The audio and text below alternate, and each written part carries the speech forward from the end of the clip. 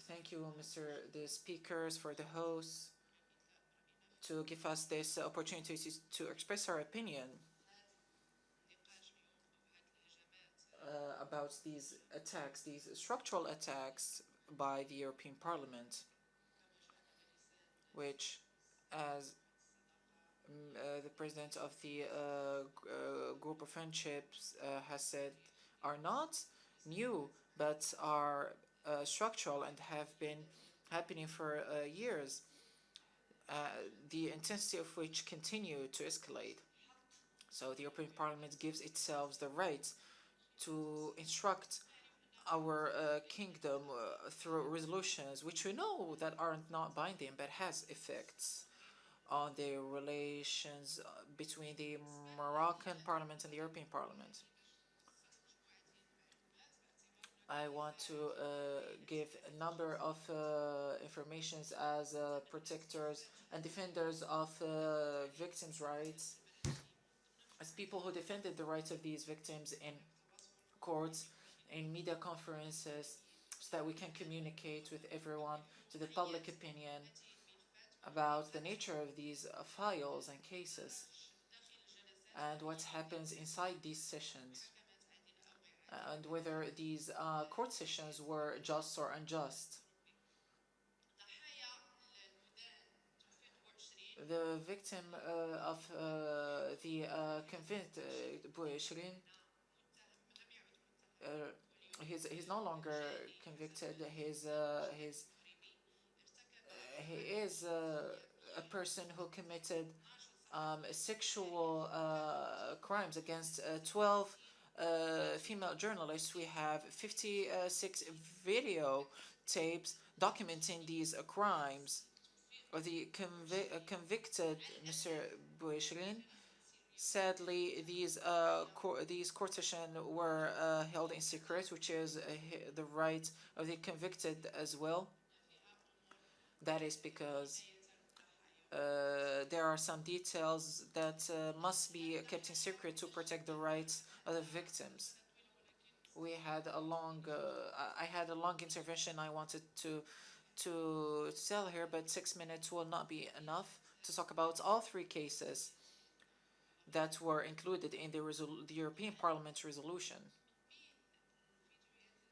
Amongst the videos that shocked us, we can find the video that documents Tawfiq Bouheshra committing these sexual abuses and deviances against his victims, and this is something I want to share with everyone, against committing his heinous crimes against a pregnant lady, that is the penalty for which is 20 to 30 years in prison. A person who is being accused for smuggling of persons, that needs to be prosecuted for a number of things. And sadly, the judge of instruction has took another route to prosecute him. Tawfiq Bouheshrin was the subject of a complaint or a number of bodies and committees. Of course, there are things that impede our progress. We are aware of our position and we are doing what we can. The source of the UN team and the reports include contradictions about the nature of detentions, in addition to a number of other mistakes that considered, that proclaimed that the detention of Tawfiq Bouheshrin has been arbitrary. And sadly, the European Union did the same. It did not listen to the victims. And giving a letter to the European, sending a letter to the Moroccan Parliament to give the victims their rights. These victims of Tawfiq Bouheshrin have came and testified against Tawfiq Bouheshrin. yet no civil society actor has meddled in these cases. They did not want to call for any compensations.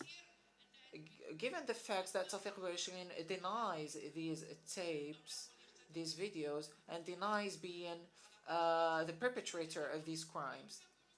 So today, the way the UN mechanisms and instruments, the way they've been employed, that include a lot of contradictions in these cases, is just appalling. The video today is in the Court of Cassation. The case, the victim of Omar Ghadi have been subject to sexual abuse in the workplace. The European Parliament did not listen to her. Again, she went to Strasbourg and was not taken care of. As to the victim of Reisuni, in front of the court in the first sessions, denies knowing the victim uh, who was indignified by him. I'm not saying just rape, but indignifying as well. Rasuli has denied he's no any relation with this person, and later he took his statement back and he confessed. There are audio notes that prove his knowledge of this of his victim, and the victim did agree to use this means to prove him guilty. The strategy of Raisuli was that he stopped eating, he fasted, and this forced the court to call for an ambulance to monitor his health situation, which puts Morocco in a bad situation regarding human rights. And then the court was forced not to summon him to court in that situation. Whether this blackmail has been a part, but as with the other file that tackles whether this was a strategy by Raisuli to avoid this court session, this was not tackled. These are other types of crimes that have nothing to do with the rights of journalism and freedom of speech. Any freedom of opinion. Here in Morocco, all of us are aware how we promoted this field in Morocco. We know that it's not the same as the 70s, where journalists were detained all the time for expressing their opinions. I'm not saying that we reached a high level. We're saying there are challenges, there are obstacles, but in these cases, I'm showing you the reality. Among the things that were included in the European Parliament resolution is the obligation to set them free. But the fact is that the European Parliament did not listen to the victims. And acting by the principle of neutrality, they must listen to the victims before judging.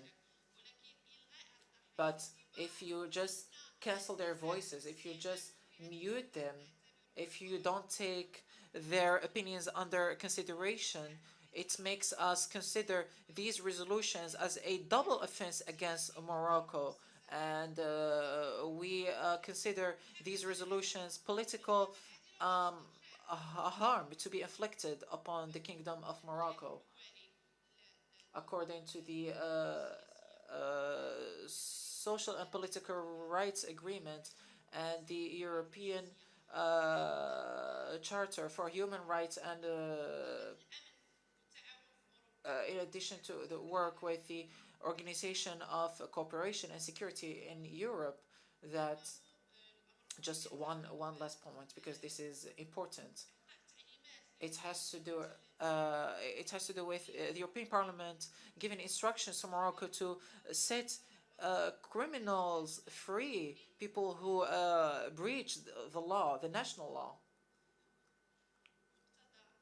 So, in according to the national law and in all democracies, the right to a equal and just court session and hearing is the right to everyone. The UN team working on the cases of Raisuni and Ghadi deserve the the right for fair trial. That's true. As to the witnesses, having witnesses is one of the most important things that were breached in this context. We need to ensure equality, and according to the European Court, they estimate that the court has the right to consider which witnesses to listen to, and so this is something that the European Court posits. As to the presumption of innocence, the presumption of innocence does not mean that every person can be tried as a free person. Of course, legal committees have an estimation authority, all of which according to the framework of human rights. Secondly, the judge of instruction or the general prosecution does not take a decision upon just the fact, upon the presence of the criminal. It has also taken into consideration the level of danger and the gravity of violations. All of these factors are taken into consideration. Prosecution as well. Legal prosecution does not mean that the person is proved to be guilty. It's just part of the procedures that the judge of instruction can follow through in order to legally prosecute any suspected person.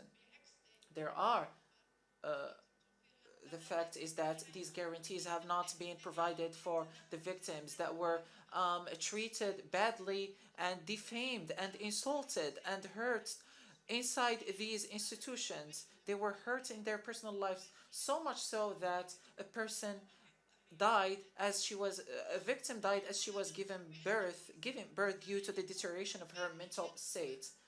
So, by the principle of neutrality, we must listen to everyone before taking any position.